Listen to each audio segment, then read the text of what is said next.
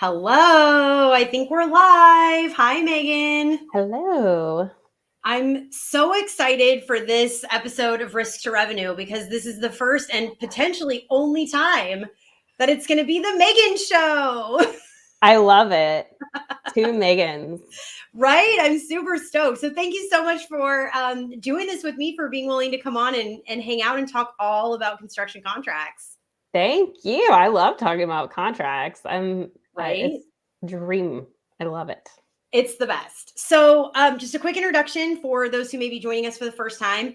I am Maegan Shapiro. I am a full-time construction attorney whose passion is proactive risk management strategies, which is what birthed this live stream, Risk to Revenue. Oh, I forgot to do, and I have these things, and sometimes I remember to do them, and sometimes I don't. So that's me. Welcome, everybody. I'm going to let Maegan Spivey introduce herself soon. But a few notes if you are new to the live stream. Oftentimes, the comments from LinkedIn won't come through, or I may not get the name with it. So if you are commenting actively on LinkedIn and I don't address you or acknowledge you or pop your comment up, it's not personal. My apologies in advance. It's a glitch between LinkedIn and StreamYard, but we'd love to have everybody here. Please comment as much as you want. Goose is obviously here. Lance is here as well. Megan and I are totally open to answering specific questions that you might have about your construction contracts. We have an agenda, but we're happy to deviate from that agenda with to answer your comments that you might drop in the comments. So don't be afraid to do that, and I will throw them up when I can. It is almost like the LinkedIn / StreamYard gods decided to gift us with an example of what I was talking about, because here's random LinkedIn user that wants to know whether more cowbell or M&Ms, but I don't know who this is. So I apologize, LinkedIn user. Happy glitch day. It might be Lynn. It always does that on hers. Oh, does it really? Hello, Lynn. Oh, that's I don't know, so just in weird. case. Yeah, and I can't have LinkedIn itself open in the browser because I tried that on the last Risk to Revenue with Rocio Luna, who, props to her, she was a total trooper. It kept kicking me out. Like, we were talking right before we went live, Megan, about you just had one where you got kicked out. I think you said 5 times. Yeah, I got kicked out, I think, at least 5 times. Watching the recording of that one is like, it's painful even for me. So I don't even bother with that. So I'm just not going to do it. So I will do my best with what actually comes through on StreamYard. So with that, I have introduced myself, and now I'm going to remember to throw up Megan's banner. There you go, Megan. Give them an introduction. Yay. I'm Megan, the other one. The other Megan. The other one. And I am not an attorney. I just have read and reviewed a lot of contracts in my career. Prior to doing the reviews and redlining before signature,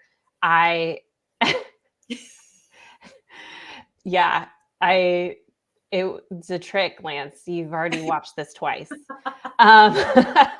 It's gonna get me laughing. But I started out in construction on project teams, and I kind of had the bad experience of, everything going along swimmingly, and my company hit 3 bad projects in 1 year. And so I realized how important the contract was, not just in terms of like doing my job better on the project side, but reviewing the contracts before they're signed. And so I just kind of learned on my own here a few years ago, and I fell in love with it. And I was such a construction contract nerd. I recently moved over to Document Crunch. So they were like, oh, she's such a nerd. We got to have her. So yeah, that's where I'm at now. That's a good intro. I'm going to throw up a couple comments, and then I'm going to let you actually explain what Document Crunch is, because I'm guessing we're going to have at least some people who don't know what that is. But first, let's say hello to, Andrew. I see. There they go. They weren't loading. Andrew says hello and happy Monday. He is in Canada, Megan, and then he is introducing himself to you specifically. Andrew is wonderful. He's a wonderful support. He shows up, I think, to all of my live streams so far. So now you might have a new fan that follows your live streams if you decide. I know you've done a couple. I went to at least one of yours. I don't know how often you do those. Uh, very, very rarely, but hopefully more. More to come. And look, we've got more people in Canada. Yay! Hi, Daryl. Thanks for Yay. joining us from Canada. Okay, another random LinkedIn user. I again don't know who that is. Sorry. When it's over and we pop into the comments over on LinkedIn, then we'll find out who it is. But thank you for participating. Okay, so Maegan, do you want to explain briefly what Document Crunch is? Sure. Yeah, it's specifically a construction contract software, and it helps for the whole construction contract workflow with issue spotting, a place to have a consistent spot for your checklist to be able to review and bring transparency to an entire review team. Also helps bring up the baseline of knowledge if anybody's new to reviewing. And then there's also, we also have like a project side, which is focused. It has the chat, so you can get access to all the information in your contract without having to wait for someone to review it for you. You can just go straight in to the software and get answers you need to your contract really fast, and it makes it really easy. So I love it. So Maegan, I'm going to have to ask this. I got to get it out of the way at the beginning. Okay. But does Document Crunch replace your friendly construction lawyer? Ooh, good question. No. That's the thing is, it's speeding up your review process, but it's, your construction attorney is invaluable. There's, you shouldn't be letting software be your attorney. Yeah. So that's definitely something everybody needs to know. A construction attorney can help you get if you don't have one in-house, get a playbook set up and help you speed up your review process. But there's always weird stuff that comes up. And so software is not going to be able to answer some of those like specific questions for you. So definitely not a replacement, but a tool to speed up your contract review and also your contract compliance. Yes. I'm just gonna leave this scrolling throughout the whole rest of the live stream. I may have misquoted you a tiny bit because I was trying to type it as you were saying it, but I think I got the general gist. Yes. It is a nice process speeder upper. It can help you speed. It just is a speed and also allows you to do more with less time. But yeah, I would not ever. It's a great and, not an or. Ooh, I love that. And I love that you incorporated in some pretty standard construction contract language. It's not an or, it's an and. We're talking conjunctive, not disjunctive. Love that. And I love that you can grab that. I love that we're here for it. The dynamic duo of Maegan's. Yes. Okay, so before we jump into questions, you were right. It is you, Lynn. I knew it. Yes. Oh, and Jesse loves the yes and this totally ties in with Jesse's whole entire EQ concept, right? He's all about the yes and as a basis for continuing conversations, and so I love that. That's great. Okay, let's see. So we're going to take a little bit of a step back. I am going to leave that running on the ticker unless I forget and take it off. But, I'm just going to let that run down there. Because I had, before we jump into the questions, I did have a couple of people ahead of time say wow, it's kind of ballsy that you're going to have Maegan Spivey and Document Crunch on because they're trying to replace you. And I'm like, I don't feel like they're trying to replace me. I mean, Maegan and I have actually this isn't the first time we've met. I don't invite anybody on here that we haven't had conversations, right? So and I attended the Document Crunch live stream that Lance hosted a couple weeks ago, and I agree with you. I think it's a great and it's not a replacement. So I'm just going to leave that along the tickers for when people hop in and out. They will realize that I'm not advocating for replacing myself, although I do proactive risk management. Yeah, that's true. I think that's that would be a dream, faster contract reviews, because the contracts themselves too, going back are just better.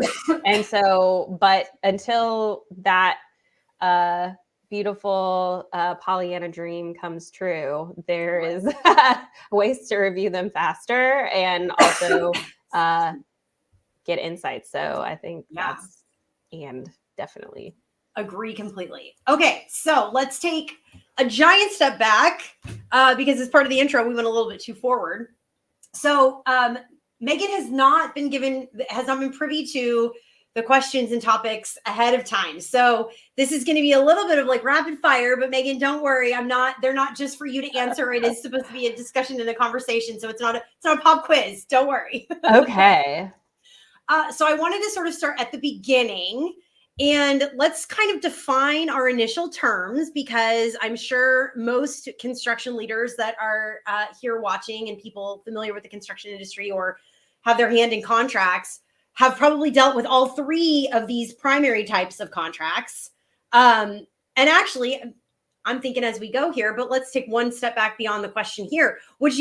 Are there more sort of standard types of contracts that you would add to the list besides lump sum, cost plus, and T&M, which is time and materials, for those of you who may not know the acronym?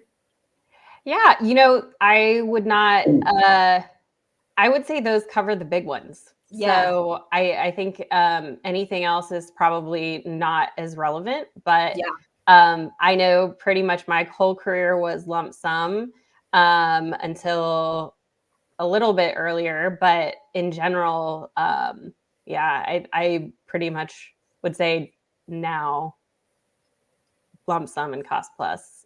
Okay, so since you've got experience with both of those at least, and I probably have a little bit more experience with T&M, because it weirdly, I'm sure this will come as a shock to you, sometimes results in disputes more often. So do you want to give a quick little explanation of the difference between lump sum, cost plus, and T&M?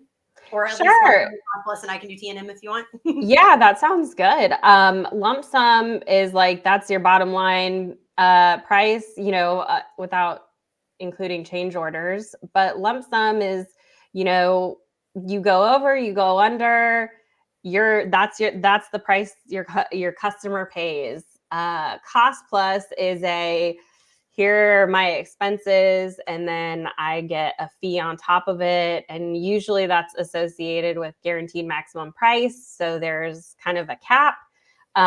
So you could hear cost plus, but also guaranteed maximum price, or GMP contract. So those are kind of the two main ones. So cost plus fee, and then lump sum is the price you pay.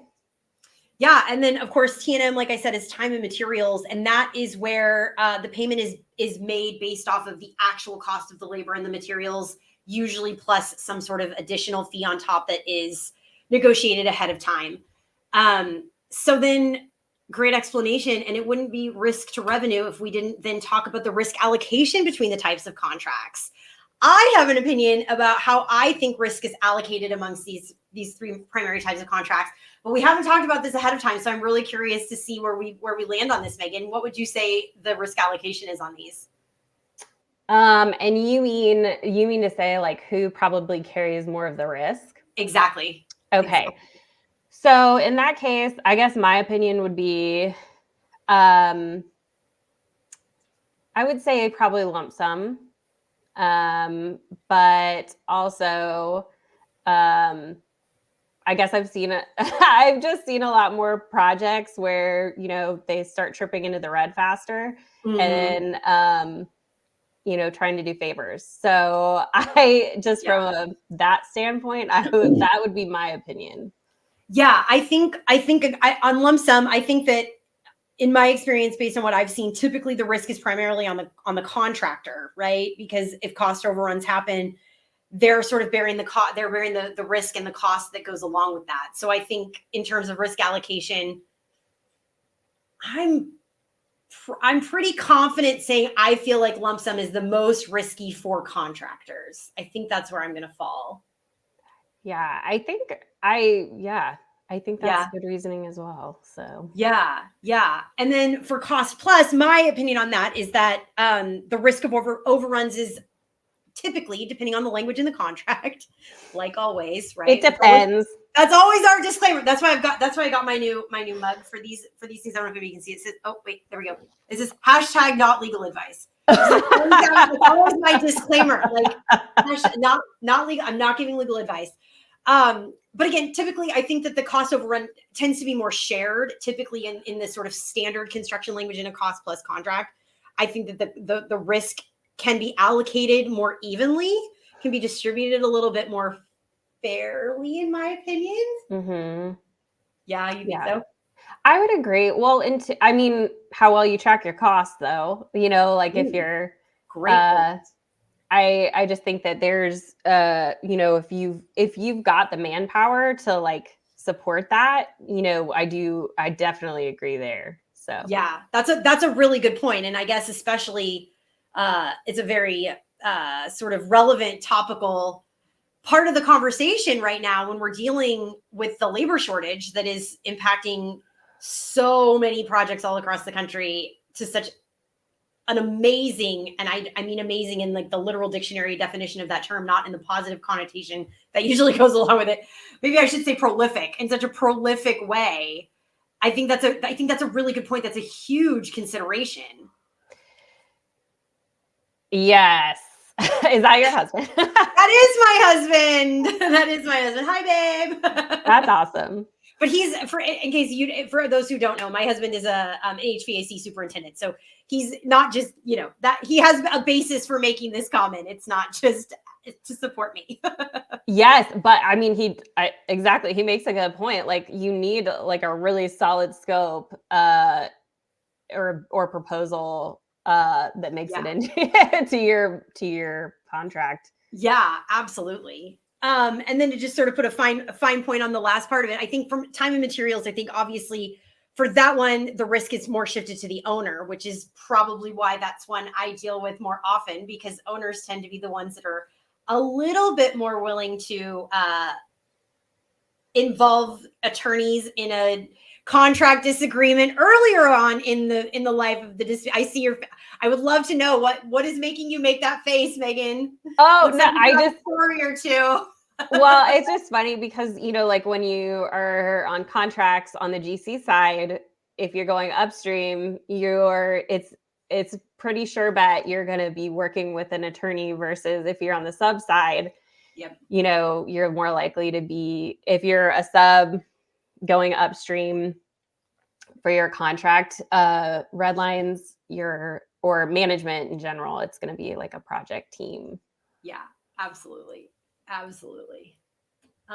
Okay, let's see. Okay, this one's I think we've talked a little bit about this, although I think your answer might be slightly different because we've talked more about the bulk of your experience, but this one wants to know if you have a preference.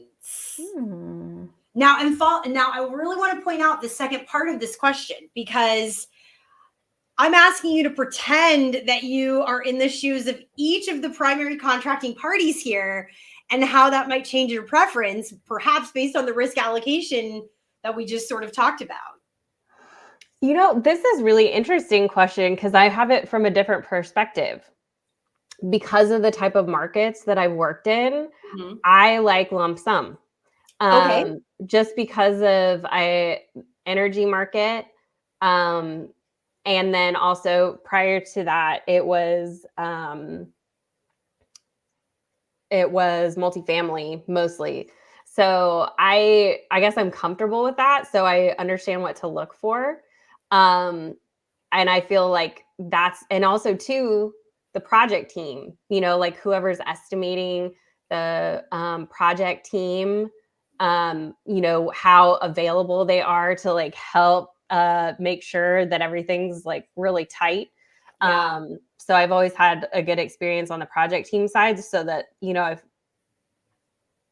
that's kind of what I lean towards. What about you? Yeah, I like that. So I think for me, it does depend on whether my client is the owner, the GC, or the sub as to which contract I prefer. But I think you're going to agree with me on this one, Maegan. I almost don't necessarily care which type of contract it is. What I care about is how specific the terms are. So I don't care if it's lump sum, cost plus, or T&M, if we've got really solid language that makes the rights, responsibilities, and obligations of each party crystal clear, because then that decreases the likelihood that we're going to end up in a dispute later. And so whatever works to get the deal done, because I recognize that like it's all a business decision, right? Yes. Like, as the attorney, I'm always going to be like, here's the least risky thing to do that as the attorney, right? When I wear my risk management hat, I'm like, okay, well, what's your risk tolerance? And then let's tailor our approach based on your risk tolerance. But as your attorney, I'm like, least risky thing. This is my recommendation always. Least risky always, right? And so, so I'm cognizant of the fact that a lot of times my clients are like, okay, yeah, that's great. Thank you so much for giving us the least risky approach. We still have a business to run. And if we always followed your least risky advice, we would never have any work to do. Right. Yeah. Right. Yeah.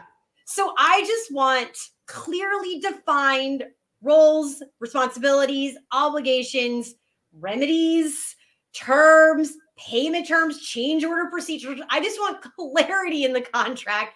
Beyond that, I don't care what kind it is. Just make it clear. That is a great answer. I love it. It is awesome. Okay, so I'm assuming this is still Len, because I think I don't know if there are other LinkedIn users, but let's see. I'm not sure how to feel about who takes on more risk. GC always seems to make it work no matter what. Agree. Trade partners always seem to carry more. Yes. Sorry, you can tell what side I'm on too. It's true, but it's true. I mean, there is no denying that in our industry. Right? I mean, honestly, though, I would love to. Maybe somebody is here now and they're willing to put themselves out there and jump into the comments. But I would really like to hear somebody on the GC or owner side with a straight face try to legitimately argue that the subs are not bearing the most risk of those three parties that are involved in a project.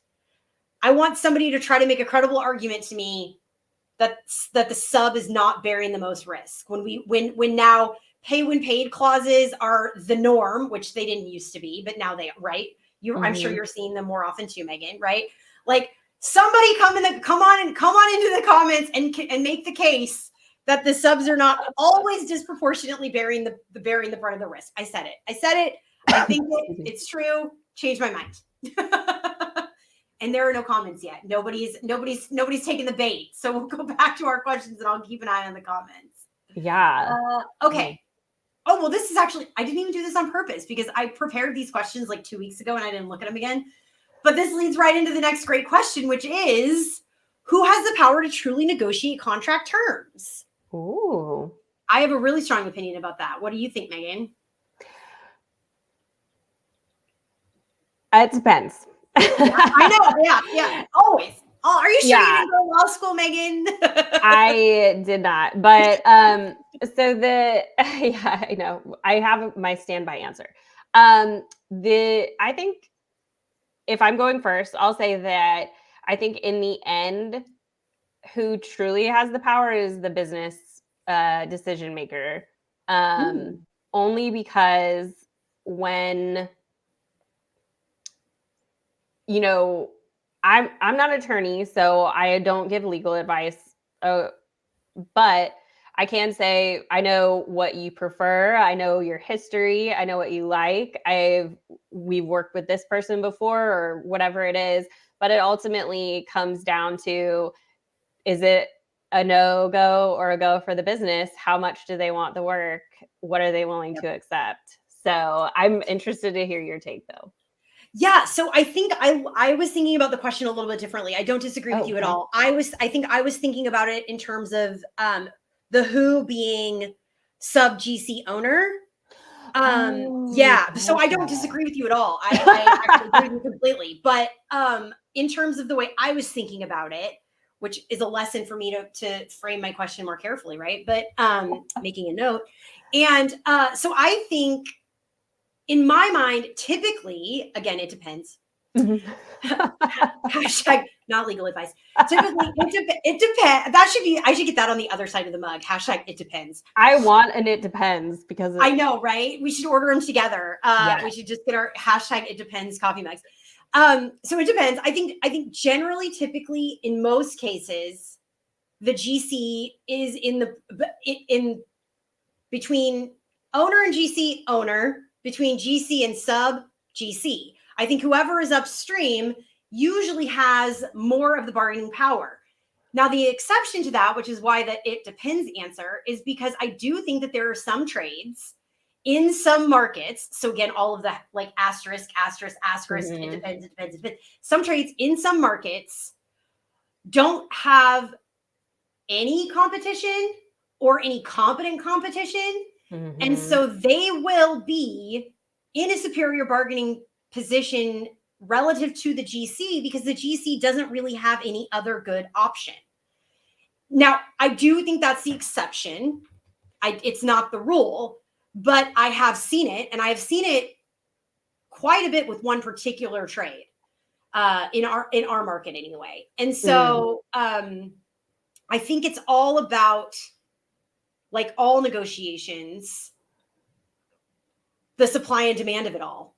Who's got the power in terms of the supply and demand? And if you are the sub that happens to be the only or the best option in the market for your trade, man, I have had some fun negotiating those contracts. The GCs hate it, and there's nothing they can do about it. And it is a ball of a good time.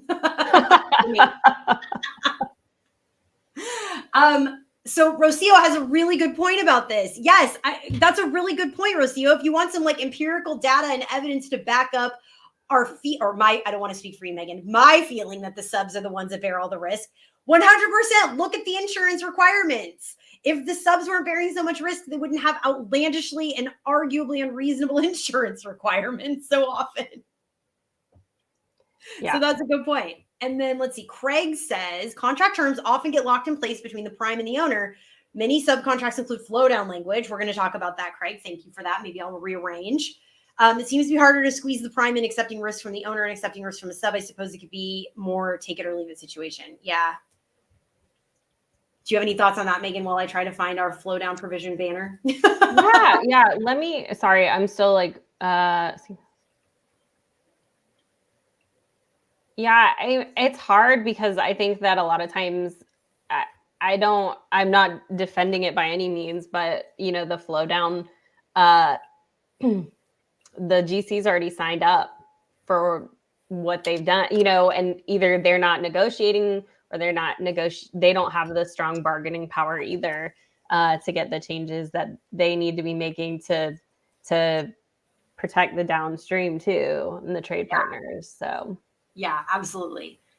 So I had it as part of the hot button clauses topic. So flow through or flow down provisions, termination for convenience, indemnity, delay, liquidated damages. Is there any that I should add to the list before we start breaking them down a little bit, Maegan? Anything that you just like have a passion for that I missed? I could go on about a lot of stuff. So I think that, this is a good starting spot. A good start. Okay, well, let's start with flow downs. I will just say, and then I want to hear your thoughts on flow downs. I can't remember the last subcontract, or if ever there was one, that didn't have a flow down provision.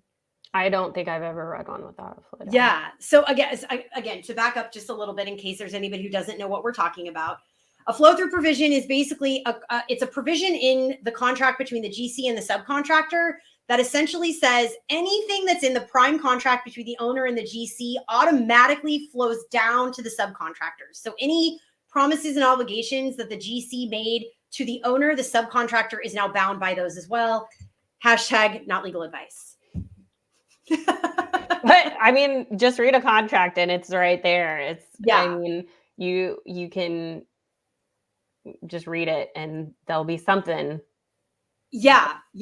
And I'm going to kind of go back and forth on this because I think this is a good way to tackle these strategies for negotiating these terms. For that one, I would love for you to tell me that I'm wrong, Maegan, blow my mind, but I don't think there is any ability to negotiate a flow through provision from any party. I don't think that's ever an option.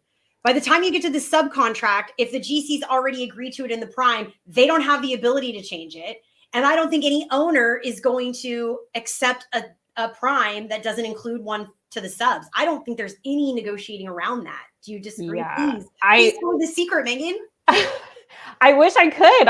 We had one where for timing reasons we tried to edit out the flow down. I was on the sub side and it did not go well.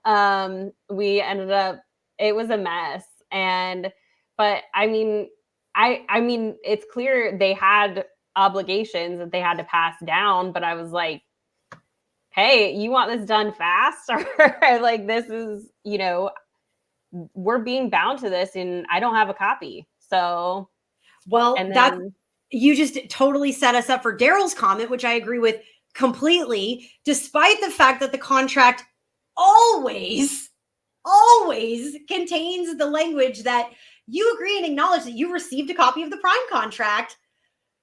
You could knock me over with a feather if any of my clients have ever seen a copy of the freaking prime contract.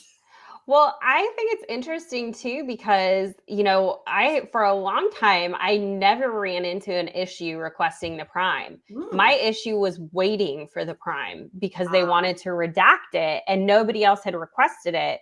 And so then finally I heard somebody say like, oh, they wouldn't give it to me. And I was like, really? And then it started happening more and more. And I was like, what the heck? You can't do that. No. Yeah. And I mean, shout out to Rocio. She and I talked about this on our episode of Risks to Revenue last month. Same thing with insurance, OSIP policies, owner controlled insurance policies. There's always that provision that says like, you acknowledge and agree that you received a copy of the OSIP manual and the policy itself. But I swear I've had to file lawsuits just to get copies of OSIPs. That's ridiculous. Like, oh my God, it is wild. It's wild. Don't get me started on the language in these contracts that says like, yeah, I got copies of that. And then the other party's refusal to actually provide them. Yeah. Okay. So, termination for convenience. Talk to me about your thoughts on termination for convenience, Maegan. Let's see. Termination for convenience. Mutual. I like to make it mutual. Hopefully. But I think there's also, like what kind of payment you can get if they are trying to terminate for convenience, if you're on the sub side or even on the GC side. If you want to preserve and then the thing is though too, because even if there's termination for cause, if there's issues with that, then it reverts to termination for convenience, and then it becomes that anyway. So it's an interesting, like, I can see, like, we, being on the GC side, there's been times where we've had huge issues with the sub side, like random stuff happen, and it's nice not to to just say, here's your money, be on your way.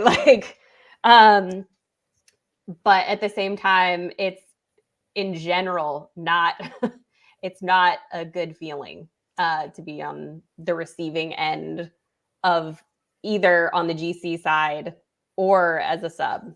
So what are your feelings? So I'm going to switch back to this one for a second.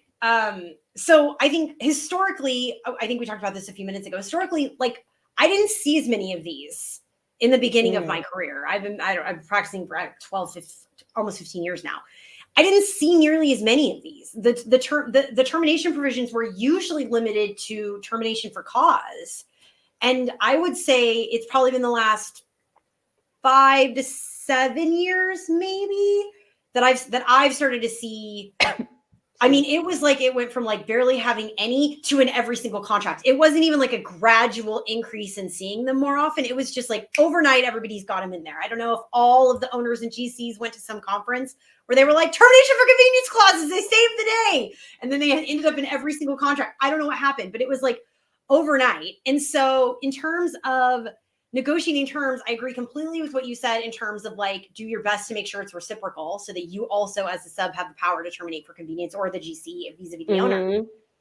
But I think with this one, I've got so many thoughts on termination for convenience clauses and a lot of strategies around ways you can tweak it to benefit you. I actually created a termination for convenience clause guide that talks about sort of a lot of the different nuances that go into evaluating one and different types of strategies that you can use to negotiate different parts of it, even if you can't get all the way to mutual and reciprocal. So when we log off, I'll drop the link in the comments to this, to the replay of the live stream. And then when I upload it to YouTube, I'll drop it there too. The link so that everybody can it's free. You can download the termination for convenience clause guide, because this one's kind of robust, I would say, in my opinion. Yeah, that's awesome. Okay, let's see. Lynn says termination for convenience is like LDs. If you know before you go, you can adjust your price accordingly and they can take it or not. Ooh, hot negotiation tip right there. What do you think, Megan? I like that. Yeah, I mean, it's hard. It's hard. It depends. But Hashtag it depends. Yeah, I mean, like, historically on like certain contracts, it's not a hill I'm willing to die on because of the relationship we have, and usually on the GC side, previously we haven't had a lot of issues getting it to be mutual. So it's just not something really I stick a flag in the ground on. So okay, so let me ask you a question about that. And I know I said that I have a whole guide about this because it's so nuanced. I'm not going to spend the whole rest of our like 25 minutes together talking about this, but I do want to ask one question about this. Yeah. You said you've had success getting it to be mutual. That's like, in my mind, that's step one. And that's a great step one. But step two is, okay, great. They've agreed to have it be mutual, but what are the payment terms that they're willing to agree upon in terms of what you're being compensated for when they term you for convenience? That to me is when it's like, this is a hill. You're right. Like, okay, maybe it's not mutual, whatever. Fine. I don't care as much if it's not mutual, but the hill I will die on is how I'm being compensated if you term me. Yes, I would agree with that. I would absolutely agree with that. So like you said, mutual, but then what are we going to get paid for? And that to me is a big deal, making sure we get paid for everything we get paid for everything. So, and maybe not the work that's not completed, but everything we've paid, everything that we're due, everything that is a cost associated with the termination. All the materials you bought in anticipation of performing. Yes. Yes. All the ramp down, all of it. Yep. Okay, wait, let me see. Where do we go back to? Oh, indemnity. Okay. This could be a whole live stream all on its own. So I'm not even going to talk about this one. I'm going to let you talk about this one as a non-attorney, because indemnity, I think every time I have conversations about indemnity with construction people, it's like, it's a wildly different conversation, because when it gets into indemnity, it is really difficult for me to take off the lawyer hat and put on the risk management hat, or the wife of a superintendent hat, or the whatever other hat. Like when it comes to indemnity, it is so ingrained in my brain to look at it from the attorney standpoint that I can't even, I'm so immovable that it's like not helpful. So I would love to hear your thoughts on indemnity. To me, it's it's trying to get it to what insurance covers first. That's the swing. Indemnity, and it's hard and it's dense and it's hard to learn. And I don't like most indemnity. I don't think I've ever met an indemnity that I did like, except for the ones where we had made our own templates. But I know to like, even, how many templates have I been on the generation side of? So, like it's a mess and it's hard to understand. And I think this is a good one to kick to your attorney if you um, if you have any confusion at all. This is a good one to just escalate. Yeah, I will just say in California, there are 3 different types of indemnity. I don't even know if most people even realize that. One of them is 99.9% of the time it can, because always like it depends, but most people would say 100% unenforceable in the state of California. So there's really sort of functionally 2 types of indemnity here. I can't speak to other states with certainty. I think it's probably the same, but I can't say for sure. And to me, like, it's so intertwined with the duty to defend too, which is a separate and distinct duty and obligation, but it's always indemnify and defend and indemnify, defend and indemnity, and it's always like it's like almost one word. Everybody's like blah, blah, blah, right, defend and indemnify. Yeah. And I think that there is more room to negotiate. Sorry, hold on, there we go. I'm not great at this. I need to take more lessons from Lance. I feel like it's easier to negotiate some of the specifics around the duty to defend when you are the downstream party to the contract than it is to negotiate the duty to indemnify. Because very similar to the flow-through provision, almost 100% of the time, the GC and the owner have already agreed to an indemnity provision that the owner isn't going to back off on anyway. So the GC had no ability to negotiate it, which means the sub has no ability to negotiate it. Mm-hmm. But you can sometimes have success tweaking the duty to defend part of it. That can really be pretty powerful in terms of if you've got a GC that's either that is willing to do it or unknowingly doesn't really realize the impact of what they're agreeing to. I've had success on behalf of subs getting GCs to agree to allow the subs to control the defense, which is hugely powerful, because what that means is that the sub gets to pick the attorney who's defending the claim as opposed to the GC doing it. And they get to make all of the actual decisions about it as opposed to the GC doing it, where then the GC just sends the subs like, oh, this is how much we spent on this claim. Now you have to pay some percentage of our attorney fees that we spent doing it because you agreed to indemnify us. So there is some negotiation power in the duty to defend. But yeah, indemnity, it's like, it's so much like flow throughs where it's like, it just is what it is. You almost don't have much room to wiggle. Yeah. And especially if the GC wasn't able to wiggle, that's the thing is, that it's frustrating. The flow down aspect of it. I don't know. I just, that's why on the sub side, I at least try to request and see what the GC got. Yeah, totally. It's this was a comment from earlier, but I think this really, I think it was Len. Where did it go? Oh, did it disappear? This sometimes happens too. Oh no, here it is. I think this is one reason why it's really important to get your sales team asking for those prime contracts very early in the process, because it does give you more runway, I'll say, to figure out a negotiation strategy, identify the hills that you want to die on, the ones that you're willing to accept, right? So I think that that's a great point in terms of training. It's always helpful. Mm-hmm. Okay, what is Lance says? All of us subs love to paint the GCs as the bad guy. The truth is that we need to take ownership of understanding. Ooh, death comment, Lance. Dang. You know what though? I don't necessarily disagree. You're right. I mean, you are as a sub, you're signing these things. I wonder too how much more. I just, if there were more subs causing, negotiating, if it wouldn't disrupt the process, increase the time to sign, and suddenly we're looking at, oh, maybe we got to rethink this contract now because it's like slowing down my project. So 100%. I think that Lance makes a good point, because the number of times I got sub red lines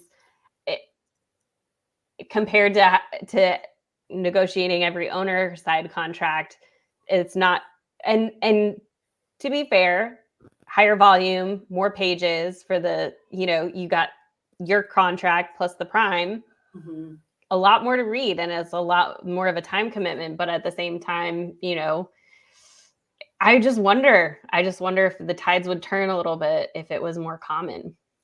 I'm going to go a step further, and I'm going to say the tides would turn, because I think that the number of subs who come from a scarcity mentality of, I got to have the next job. I got to have the next job. I don't mean to diminish that mentality. They have employees that they have to pay, who have families the pressure on an owner of a subcontracting company, of a trade partner company. I'm not devaluing that, but I think so often they get stuck in the next step only thought process and mentality without taking a step back, being a little bit more proactive in their approach and saying, hold on, I need to actually read and understand the contracts that I'm about to sign. And if everybody, or if the majority of my competitors in this trade do the same thing, then the GC doesn't have the leverage to hold over my head to say you have until Wednesday to sign, or we're going to go with your competitor. Yeah. Right. I mean, that I don't think it's a question of whether that would work. I think it would 100% work. It's just whether the subs have the ability to take a step back, pause for a second, read, think, negotiate, be proactive in how they're planning it all out, take ownership, to Lance's point, of understanding what they're signing and the impact of what they're signing, recognizing that just because they haven't necessarily faced a catastrophic loss as a result of these terms yet doesn't mean that they never will, right? Yeah, I think we both had posts about this. I think the power would be immense, and I think it would completely change the entire landscape of how the negotiations in construction contracts went completely. Mm-hmm. Yeah. Yeah. Okay. Oh, Daryl has a comment about LDs, and that's going to be our next topic. So I was going to say, yeah, liquidated damages, delay claims. So Daryl says, here we go. As a trade partner, LDs can be leveraged back up to the GC if you have the execution plan managing horsepower and catch every impact, disruption, or delay in real time, and drive CCNs. Had great success getting compensated for compressed or accelerated schedules. Okay, I think that there is power in admitting what you don't know. I don't know what CCNs stands for. Do you know what that stands for, Megan? I do not know what CCNs. Okay, Daryl, come back and explain to us what CCNs stand for. Hopefully this is going to be one of those things where we're both like, oh, duh. We did know that. I just never heard it referred to that way. So we'll come back when Daryl hopefully gives us a little bit of a heads up on what that means. But in terms of liquidated damages in general, what are your thoughts about that, Megan? Okay. I actually have a lot of thoughts on liquidated damages. Yes. And I think this is something that I wish more people knew, or maybe they do know and it's just not getting executed. But, the idea of not just a liquidated damages amount and making sure you get all your notices for delays so that you can get more contract time, but also qualifying the language around liquidated damages. What do you mean by that, Megan? Be more specific. Yes. So, for example, was it your fault now that you're going into liquidated damages? Were there other trades around you that it was their, did they contribute to that? Is it capped? Can you there's other options besides a blanket liquidated damage, and there can be some creativity applied there if you don't have ideas on how to maybe word that is probably one. I think that I just recently, a contractor, we had redlined the LD clause and the project got assessed liquidated damages, but we had said if it's our fault, only if it's our fault. If we cause the delay, then we will pay. and that's true. We would have held up a certificate of occupancy. That's a fair remedy. But at the same time, we're the last ones to go. So is it, I don't think that's fair. And thankfully, when we submitted suggested language, that was accepted. But I just think that there can be a lot more creativity applied to liquidated damages. Yeah, and I love that you negotiated that. My question, again, as the person that when I have my lawyer hat on, is always like, I need clarity. I need clarity. When you negotiated that we'll pay liquidated damages if it's our fault, did you then include metrics by which there is a clear determination about whether it was your fault, especially if you've got trades that go before you and trades that go after you? Did you delineate that in some way?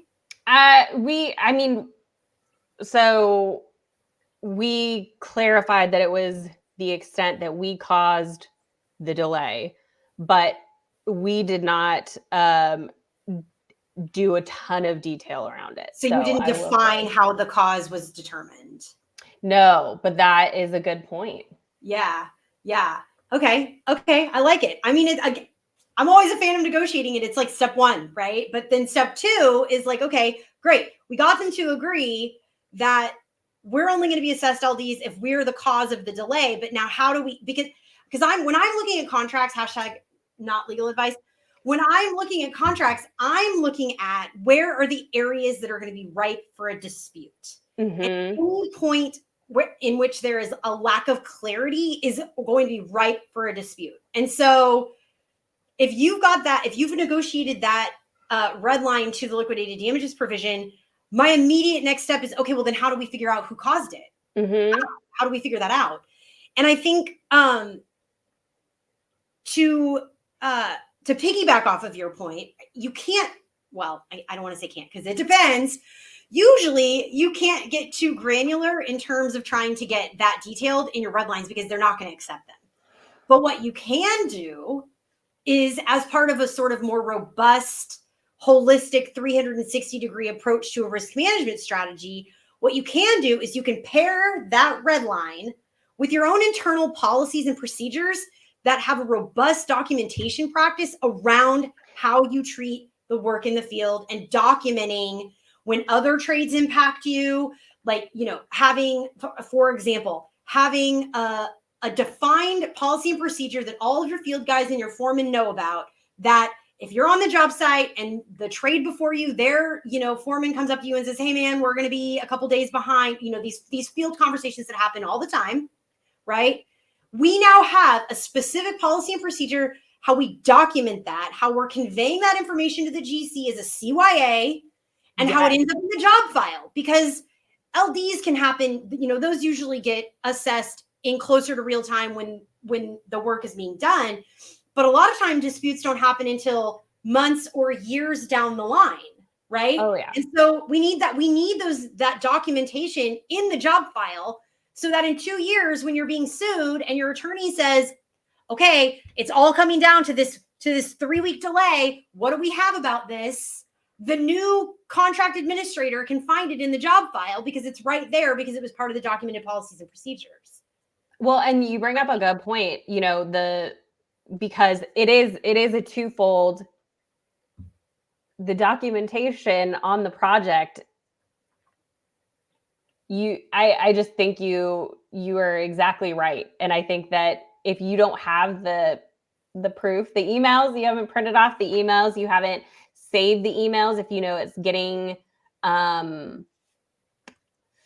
if it's not getting saved, that is also, it, like you mentioned, new contract administrator, suddenly they're coming in and they're having to sort through a project that they are handling, a year after the fact. So, because the other one's already gone. And so you're having to pull out archives of emails and around the dates and around the searches. And so I think that's such a good point of not only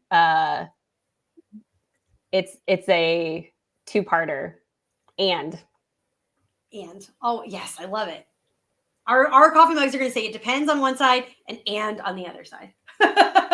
or just an ampersand. Love it. Mm-hmm. Okay, so we have about 5 minutes left. And as I expected, we could do this for hours and hours and hours. I think we'd probably lose people. They'd probably get bored. I don't think they like talking about contracts as much as you and I do. So I'm going to skip ahead to one last question for us to talk about, and then we'll wrap it up. So here we go. What emerging trends in construction contracts should leaders be aware of to stay ahead in risk management? What are you seeing? What are you anticipating? What's your last little bit of advice? Not legal advice. Hashtag. Yeah, definitely not legal.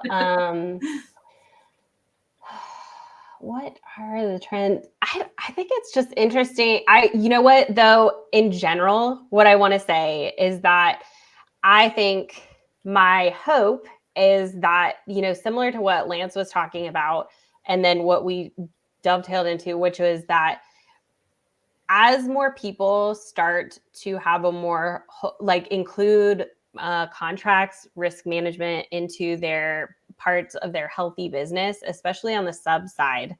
My hope is that by being more aware and being on top of that aspect, that it will start trickling its way to make changes. That's my hope.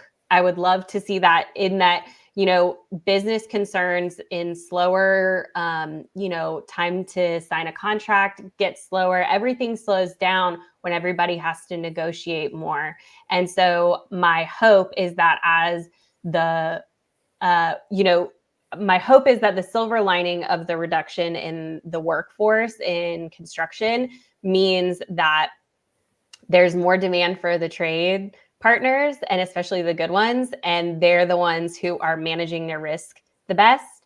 And that's going to have to force a change, because if you want us, this is how we play ball, and there's not, there's a supply and demand issue. So what about you?